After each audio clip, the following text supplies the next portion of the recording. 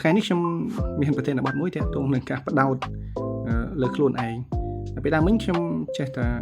គិតថានៅពេលដែលខ្ញុំទៅជួបជុំនឹងមនុស្សច្រើននៅពេលដែលគេទៅសារគេប្រាប់គេប្រកាសតាក់ទងនឹងរឿងអីក៏ដោយដែរខ្ញុំចេះតែធ្វើហើយទោះបីជាចេះក៏ដោយជារៀនធ្វើទៅក៏ប៉ុន្តែភ្លេចខ្លួនថាតើខ្ញុំធ្វើនោះដើម្បីអីវាមានសមិទ្ធផលអីអត់ដល់ខ្លួនឯងហើយវាមានការវិវត្តអត់តាក់ទងនឹងចំណេះជំនាញរបស់ខ្ញុំពួកជួនកាលគេទៅសារថាចេះខ្ញុំក៏ទៅចេះគេថាចេះល្អក៏ខ្ញុំក៏ទៅចុះទៅព្រោះដោយសារយល់ថាខ្លួនឯងស្អីក៏អាចធ្វើបានប៉ុន្តែមែនទេទៅវាភ្លេចខ្លួនថាតាមពិត